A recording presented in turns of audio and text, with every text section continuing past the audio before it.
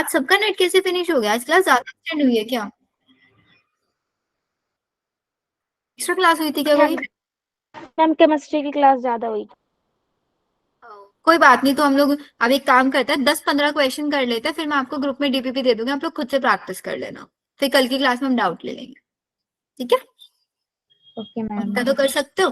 तो process of growth, सबसे ज्यादा ग्रोथ किस फेज में होती है? अब आपको एक कर्व याद होगा, बस वन कर्व। तो यहाँ पे बिल्कुल धीरे धीरे स्टार्ट हो, ये फेज है ना जिसमें सबसे ज्यादा ग्रोथ हो रही थी, तो ये हमारा lag phase, and this is your log phase. और जब ये आगे जाके स्टेशनरी हो जाती है, this is stationary phase.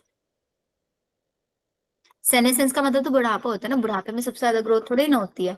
Dormancy में भी नहीं होती ग्रोथ, डॉर्मेंसी में तो सीडामाइड डॉर्मेंट स्टेज में रहता है। तो करेक्ट इज लॉग फेज। ठीक है? लैग से याद रखना, लैग कर रहा है कोई, ग्रोथ नहीं हो रही है उसकी कहीं ना कहीं।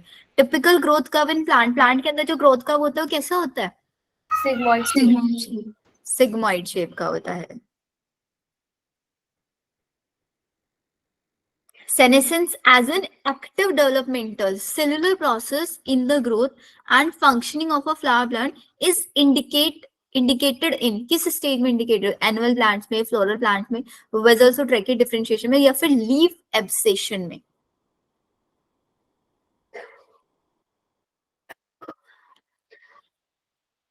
आओ,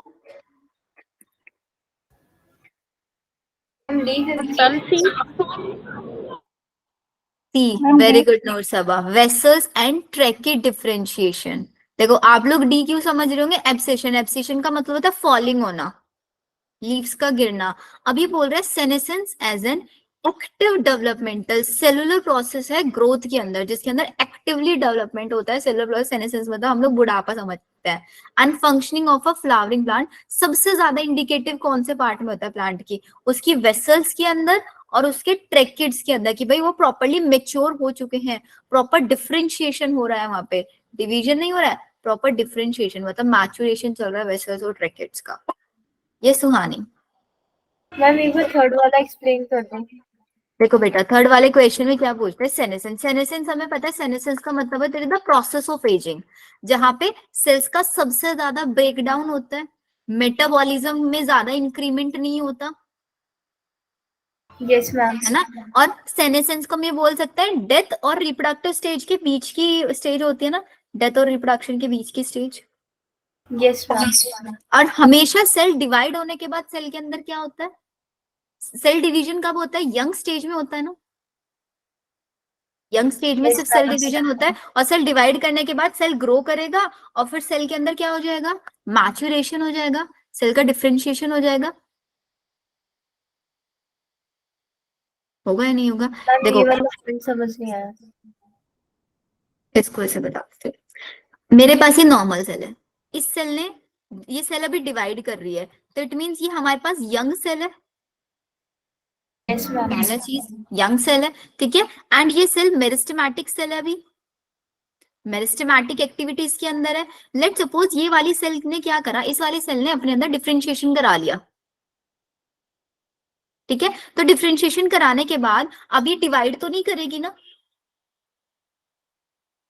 तो मैम परमानेंट हो जाएगी। परमानेंट हो जाएगी यहाँ पे। तो डिफरेंशिएशन के टाइम पे इसके अंदर क्या होता है? डिफरेंशिएशन के टाइम पे सेल ग्रो करता है और जाके मेच्योर हो जाता है वहीं पे, और जिसको प्रॉपर फंक्शन होता है वो करने लग जाता है। अब समझ में आया? सेल डिवीजन के बाद क्या होता है? सेल का एनलार्जमेंट होता है और सेल के अंदर डिफरेंशिएशन हो जाता है। तो सेनेसेंस में एग्जैक्टली होता क्या है? सेनेसेंस के अंदर जो हमारी सेल है ना, उसके अंदर अब ये वाली जो सेल है भाई, ये मेच्योर हो चुकी है। अब फाइनली सेल को किस में जाना है? सेनेसेंस में जाना है, नहीं जाना है? मतलब अपना फंक्शन परफॉर्म करेगी, जब तक फंक्शन करेगी करेगी, उसके बाद सेल की नेचुरल डेथ हो जाएगी। हम यही तो पढ़ते हैं ना, सेल डिवीजन वाले चैप्टर में पढ़ा था। Yes ma'am. तो इस वाले सेल को, हमारी सेल ग्रो करने के बाद अपनी किस में चली गई? सेनेसेंस में। तो अब senescence as an active developmental, जिसमें सेल सिर्फ डेवलप करती है, सेलुलर प्रोसेस है इन द ग्रोथ, ग्रोथ के अंदर एक्टिव डेवलपमेंटल सेलुलर प्रोसेस है, जिसके अंदर जनरली सेल क्या करती है ना, अपने ऊपर सेल वॉल सिंथेसाइज करा लेती है। जैसे कि वो वाला पॉइंट याद है आपको, फेजेस वाला?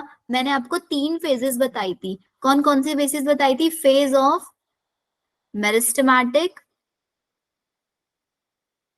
Phase of elongation, phase of maturation. Very good, phase of Elongation and phase of maturity.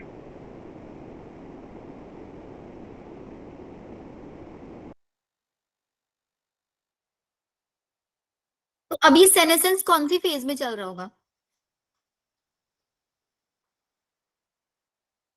Phase of maturation में चल रहा होगा ना। और मैचुरेशन फेज में आप देख रहे थे मेरिस्टेमेटिक में, अगर मेरी सेल है तो उसके पास सिर्फ और सिर्फ प्राइमरी वॉल थी।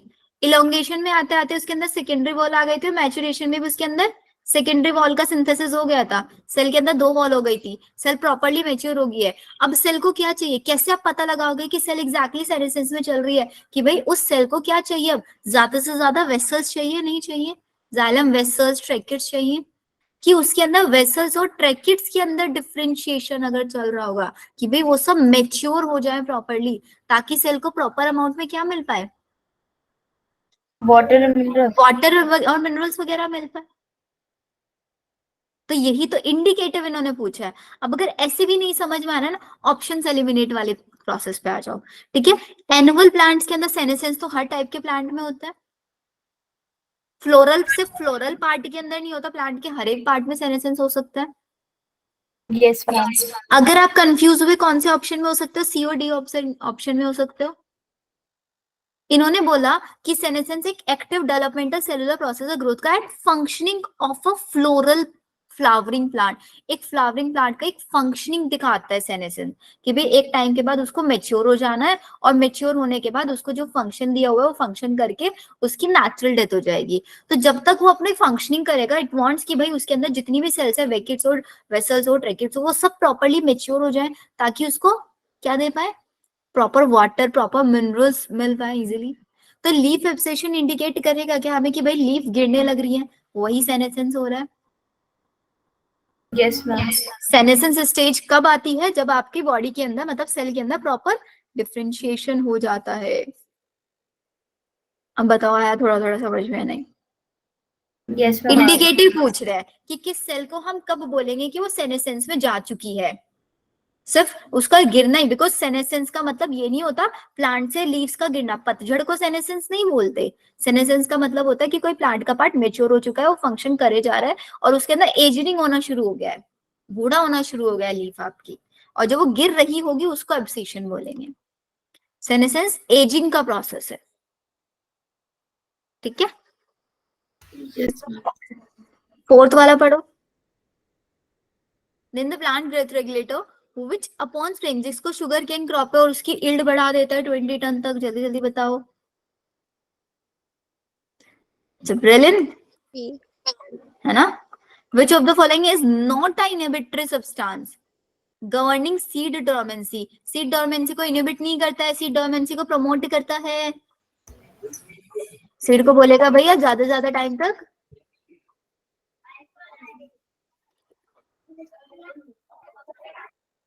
Gibberellic acid. लेकिन जिब्रेलिक एसिड तो क्या कर रहा था?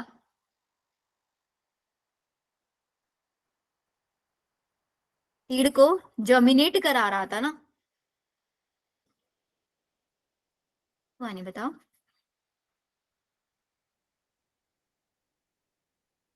वानी, मैम मेरे ना हेडेक हो रहा है, तो मैं क्लास लीव कर सकती हूँ?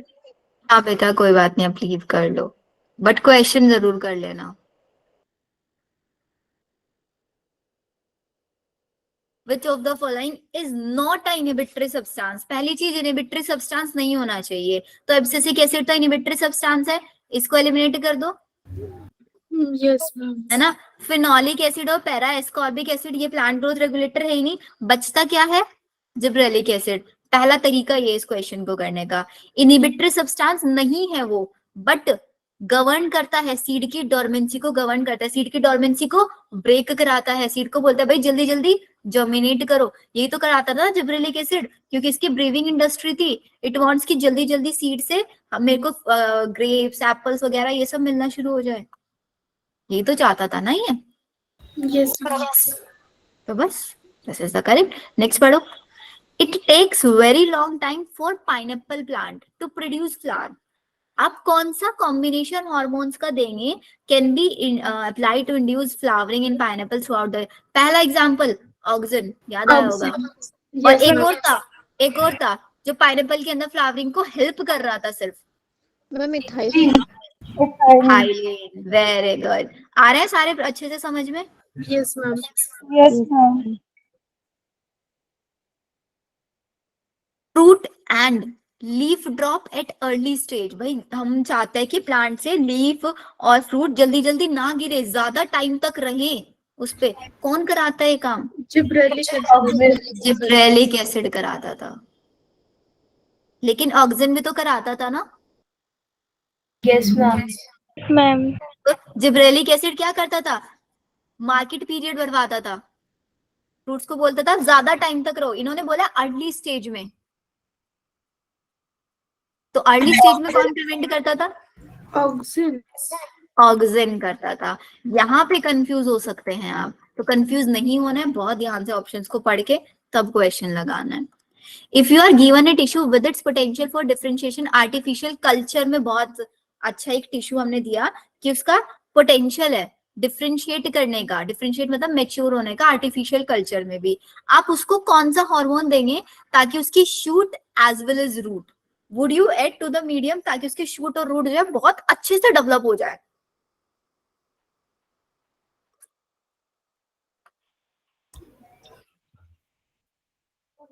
And B option. Very good. Cytokinin उसका सेल डिवीजन करा देगा और ऑक्सिन उसकी एपिकल्स की ग्रोथ करा देगा, शूट और रूट की.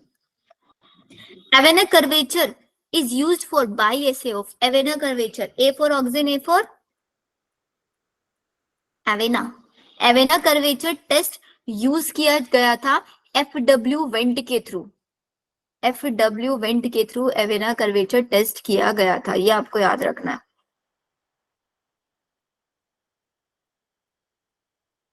ये हमने नोट्स में नहीं लिखा है ना, इसको नोट्स में ऐड कर लो. Avena तो है, Avena curvature लिखा है. अवेना लिखवाया था मैंने. Yes, ma'am है. हाँ, ये एक टेस्ट होता है. FW वेंट ने किया था ऑक्सिन को मिक्सर करने के लिए. बायो एसे इसको बोलता है प्लांट हार्मोन्स का. Next 10th. Auxin can be bioassayed. वही बायो एसिड मतलब टेस्ट करना. किसके थ्रू करता है ऑक्सिन का test? Coleoptile curvature.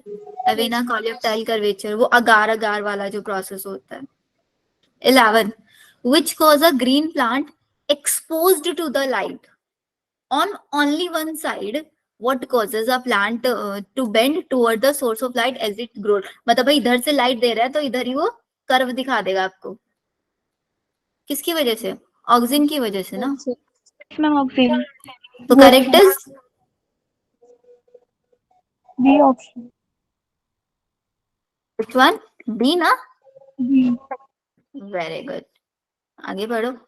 Doctor F went notice that if coleoptile, अगर हमने कॉलियोप्टाइल टिप को रिमूव कर दिया और उसको रिमूव करके 1 घंटे के लिए अगार अगार सोल्यूशन पे छोड़ दिया, कॉलियोप्टाइल टिप के अंदर क्या है? ऑक्सिन भरा हुआ है. ठीक है. Yes, ma'am. उसको मैंने एक अगार अगार सोल्यूशन में रख दिया. अब इस अगार अगार सोल्यूशन ने क्या करा होगा? सारा ऑक्सिजन एब्जॉर्ब कर लिया होगा. अब ये अगार अगार कैसे वर्क करेगा? ऑक्सिजन की तरह वर्क करेगा. मेरी यहाँ पे टिप है, लेट सपोज मैंने इधर अगार अगार डाल दिया. ठीक है, मतलब इधर ऑक्सिजन आ गया और इधर से लाइट दे रहा है तो ये इधर शिफ्ट हो जाएगा. और अगर मैंने इसको इधर साइड लगा दिया, इधर से लाइट दे रहा है तो ये इधर शिफ्टिंग दिखाएगा. Yes, ma'am. ठीक है. प्लेस्ड 1 hour अदागार would produce a bending. Bending show करेगा. One placed on one side of the, एक साइड में लगाएंगे फ्रेशली कट कॉलियोप्टाइल स्टम्प पे, मतलब फ्रेशली कट किया हुआ है ना कॉलियोप्टाइल्स का. What significance is this experiment? इस एक्सपेरिमेंट में क्या दिखा रहा है?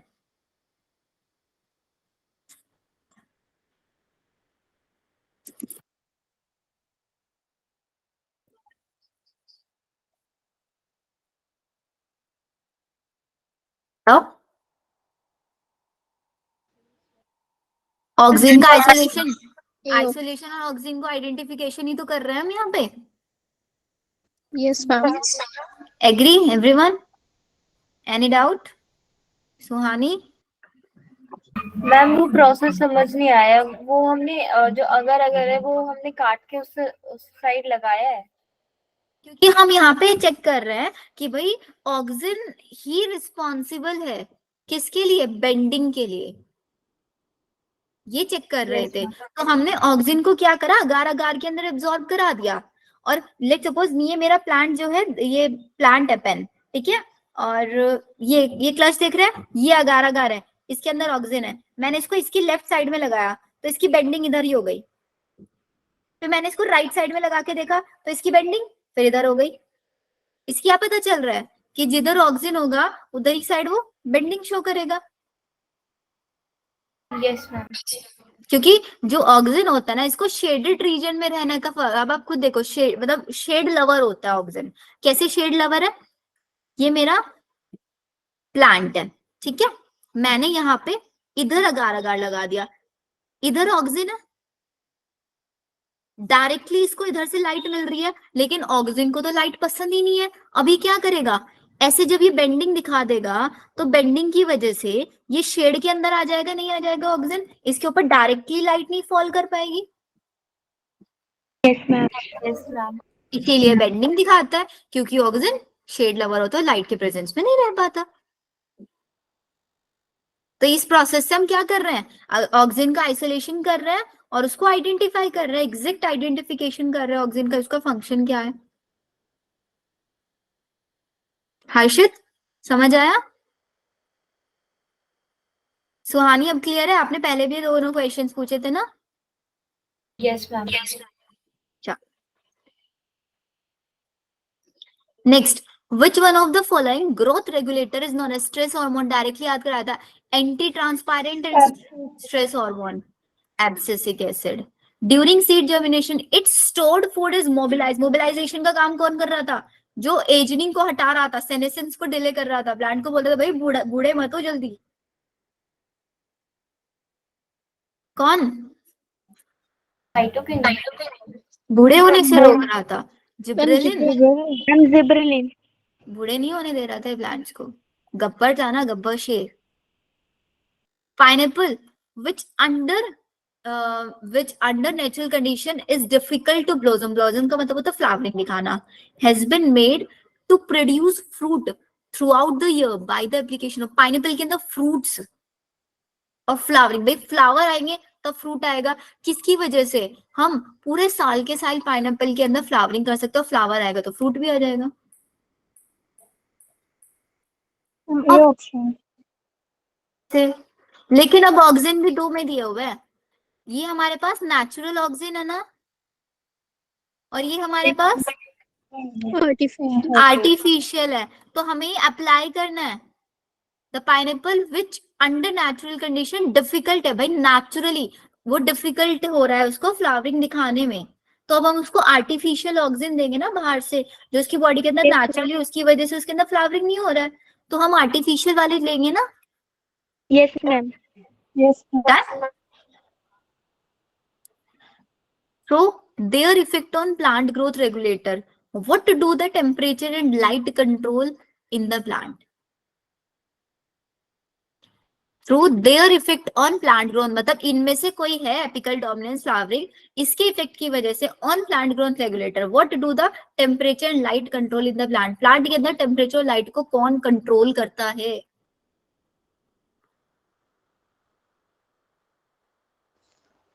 Ma'am closure of stomach. Flowering. अब ये वाला क्वेश्चन आपसे क्यों नहीं हुआ?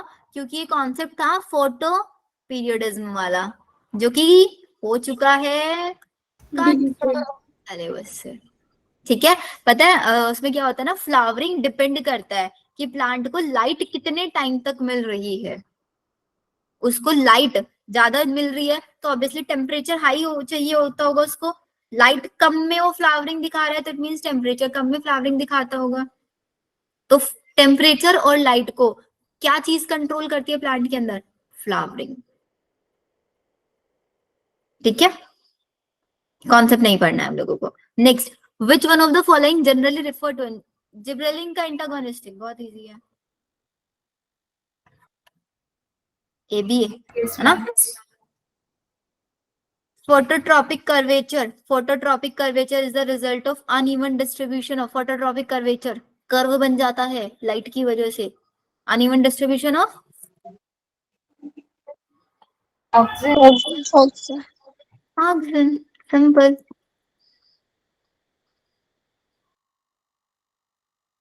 One of the commonly used plant growth hormone in tea plantation. चाय पीना किसको पसंद था? ऑक्सीजन। तो IAA ना. रूट डेवलपमेंट को किसके थ्रू प्रमोट? भाई ज्यादा से ज्यादा पानी चाहिए, रूट को डेवलप करो, रूट हेयर्स का फॉर्मेशन कराओ, ज्यादा ज्यादा पानी मिलेगा. कौन करता था? जिब्रेलिन।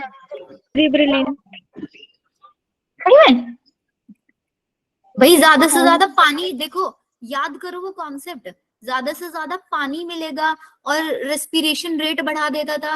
रेस्पिरेशन रेट और पानी किस लिए चाहिए होता? सीड की डोर्मेंसी को ब्रेक करने के लिए. कौन सा होता? सीड को डोर्मेंसी हटाता था और उसको बोलता था भाई जल्दी जल्दी जर्मिनेट करो. इथाइलिन। इथाइलिन. इथाइलिन ही तो कराता था रूट का डेवलपमेंट और रूट फॉर्मेशन डेवलपमेंट. ठीक है, रूट ग्रोथ कराता था, रूट हेयर फॉर्मेशन कराता था. चलो next. One of the synthetic oxygen. Synthetic मतलब artificially synthesize. MD option. One of the following acid is a derivative of carotenoid. Carotenoid का डेरिवेटिव कौन सा है?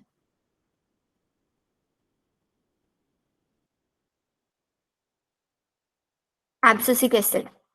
लिख लेना इसको. एब्सिसिक एसिड कैरोटीन से बना है.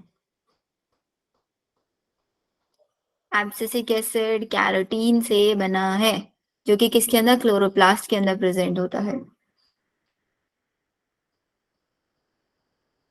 Which one of the following pair is not correctly matched? अब इस वाले क्वेश्चन को करो.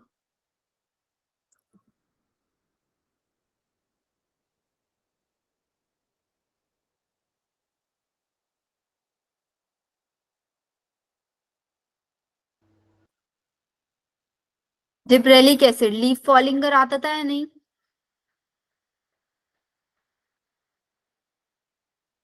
No ma'am.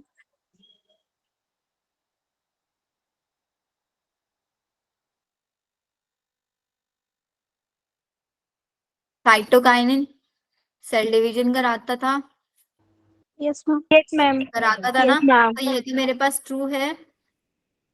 IA मतलब ऑक्सिन. सेल वॉल इलोंगेशन कराता था क्या ऑक्सिन? कराता था. यस करा सकता है ज्यादा. जाइलम डिफरेंशिएशन एग्जैक्टली टर्म था. जाइलम को डिफरेंशिएट करा रहा तो सेल वॉल तो बनवाएगा वहां पे. एब्सिसिक एसिड तो स्टोमेटा क्लोज करता था, तभी तो उसको स्ट्रेस हार्मोन बोलते थे. इनकरेक्ट कौन सा हुआ? फर्स्ट वाला. Parthenocarpic tomato fruit can be produce by. भाई पार्थिनोकार्पिक कौन इंड्यूस करता था? जिसको टोमेटो में सीड खाने पसंद नहीं थे. टोमेटो पाइनएप्पल चाय कौन पीता था? टोमेटो पाइनएप्पल चाय ऑक्सिन. तो बताओ कैसे हम प्रोड्यूस कर सकते हैं पार्थिनोकार्पिक टोमेटो फ्रूट को?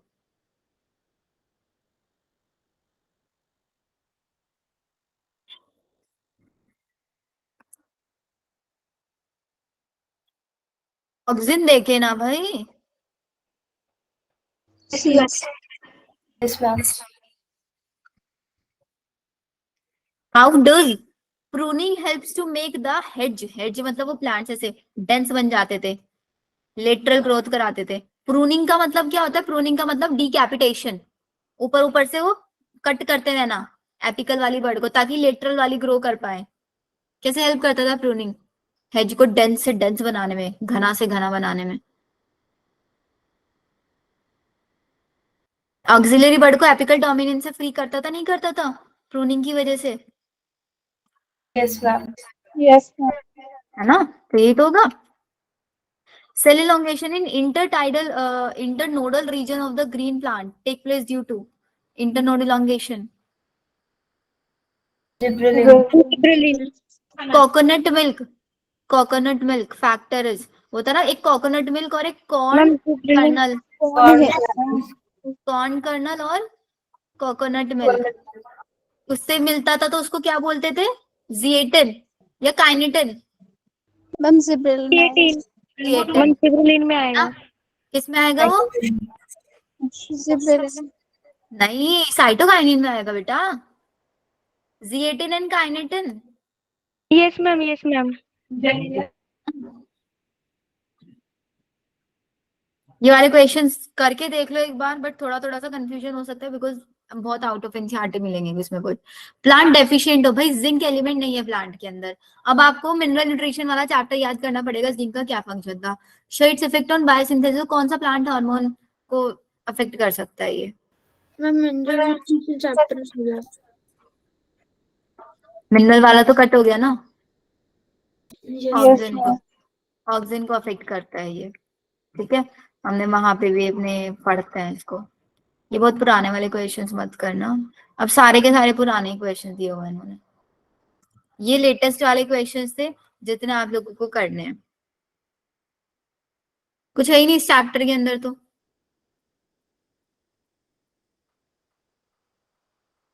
Finish questions. अब होमवर्क सुन लो सबके सब। 3 चैप्टर आ रहा है, वांट कि इस बार हर एक बच्चा बहुत अच्छा परफॉर्म करे संडे टेस्ट में, as well as offline. Offline में भी आई गेस यही सेम से चैप्टर है ना आपके। यस मैम बस कुछ ऐड ऑन हो रही है।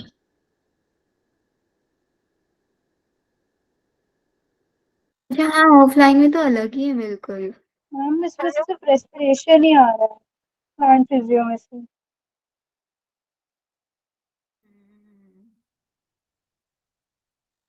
आपको सबसे ज्यादा बायोमोलिक्यूल्स वाले चैप्टर की टेंशन हो रही है ना। Yes ma'am.